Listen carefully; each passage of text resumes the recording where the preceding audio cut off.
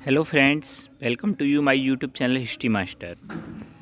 आज हम आपके सामने भारतीय इतिहास की एक न्यू टेस्ट सीरीज़ को लेके आए हैं, जिसमें यह हमारी उस टेस्ट सीरीज़ का दूसरा टेस्ट है, जिसे मॉक टेस्ट 02 प्राचीन भारतीय इतिहास को जानने के शोध, स्मारक, भवन, कला इत्यादि को सम्मिलित किया गया है।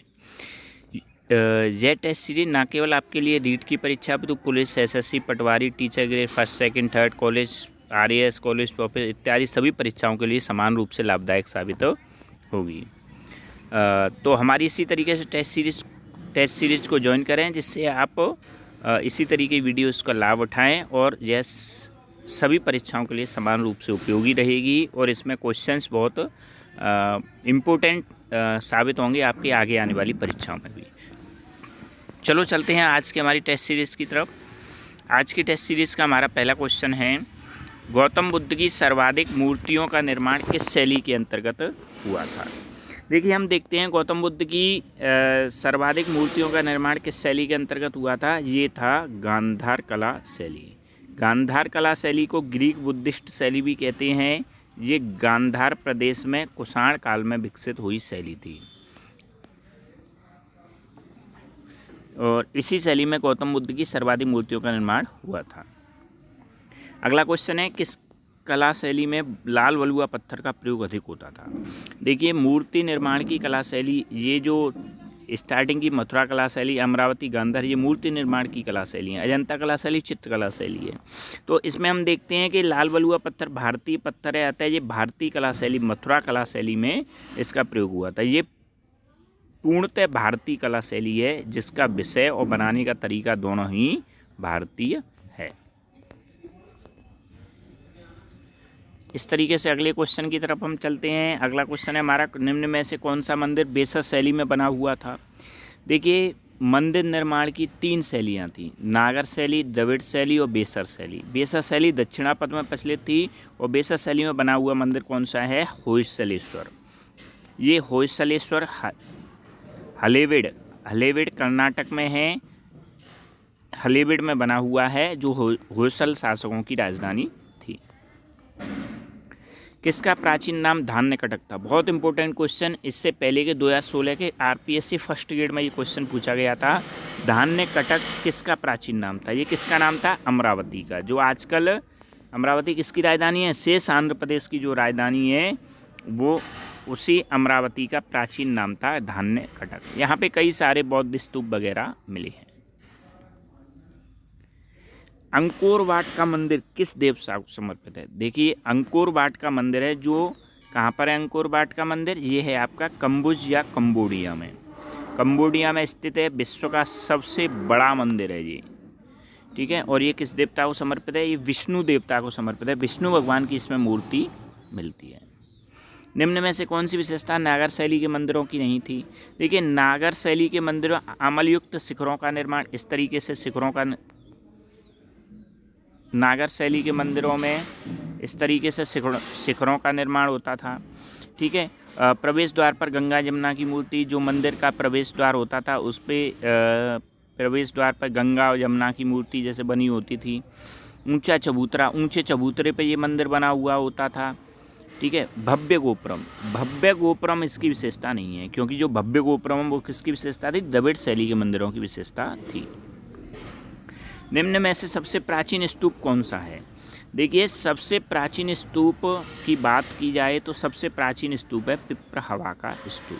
पिपरहवा का स्तूप ये नेपाल की तराई क्षेत्र से मिला है। ये सबसे प्राचीन स्तूप है। इसे 5वीं शताब्दी ईस्वी पूर्व का माना जाता है।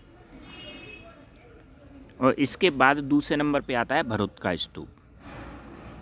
निम्न में से कौन से मेदवांड मौर्य काल से संबंधित हैं। देखिए, मौर्य काल में जो मेदवांडों का प्रयोग होता था वो तो NBPW, north black painted wares, उत्तरी काली पॉलिशदार मेदवांड। किस कला शैली में मूर्ति बनाने का ढंग तो यूनानी था और विषय वस्तु भारतीय थी। बहुत अच्छा क्वेश्चन, ये आरपीएससी थर्ड ग्रेड और सेकंड ग्रेड की परीक्षाओं में भी पूछा गया है। कौन सी कला शैली मूर्ति बनाने का ढंग तो यूनानी था और विषय वस्तु भारतीय थी? ये कौन सी आपकी, ये आपकी गांधार कला शैली।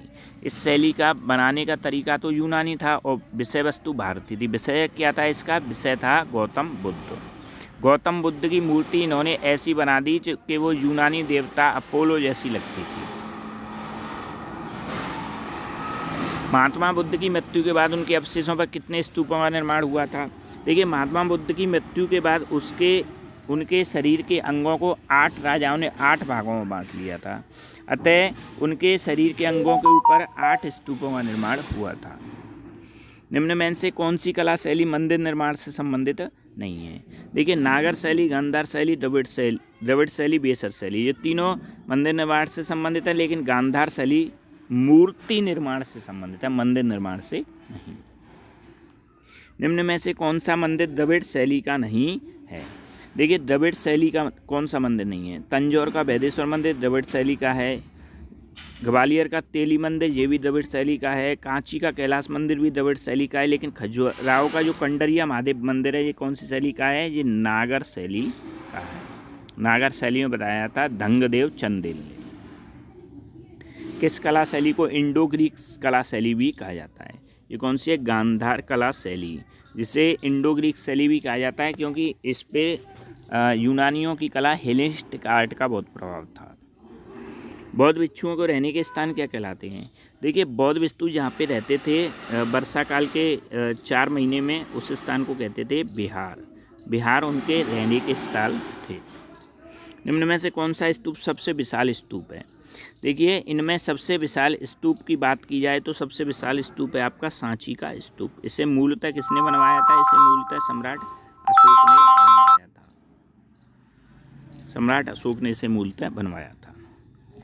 किस सम्राट ने 84,000 स्तूपों का निर्माण करवाया था? बहुत इंपॉर्टेंट क्वेश्चन है। 84,000 स्तूप किसने बनवाए थे? सम्राट अशोक ने। बौद्ध सम्राट अशोक ने अपने पूरे साम्राज्य में 84,000 स्तूपों का निर्माण करवाया था।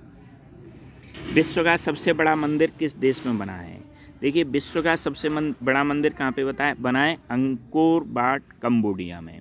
ये किस देवता को समर्पित है? ये विष्णु भगवान को समर्पित है। भारत का सर्वोत्तम चैत्य कौन सा है? देखिए, भारत में कई चैत्य मिले हैं हमें, कार्ले, भाजा, अजंता, पीतलकोरा, सभी ये चैत्यों का उदाहरण है। चैत्य क्या होते थे? बौद्धों के पूजा स्थल कहलाते थे चैत्य। पूजा स्थल चैत्य कहलाते थे। और चैत्य का उदाहरण कौन सा है? सबसे प्रसिद्ध चैत्य ग्रह है कार्ले का चैत्य, जो कहाँ से मिला है? ये महाराष्ट्र से मिला है।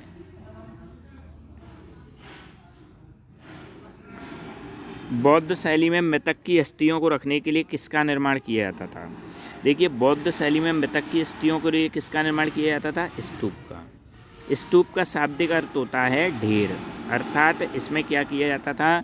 कोई यदि बौद्ध भिक्षु मर जाए या गौतम बुद्ध या उनके शिष्य वगैरह कोई मर जाए तो उनके अस्थि अवशेषों को एक स्तूप में दबा के रखा जाता था। तो स्तूप का निर्माण किया जाता था। निम्न में से कौन सी शैली मूर्ति कला से संबंधित नहीं है? देखो, मूर्ति कला गांधार कला शैली, मथुरा कला शैली, अमरावती कला शैली, तीनों मूर्ति कला शैली है। लेकिन अजंता कला शैली कैसी है? ये चित्रकला शैली है। निम्न में से कौन से मध्यमांड ऋग्वैदिक काल से संबंधित हैं?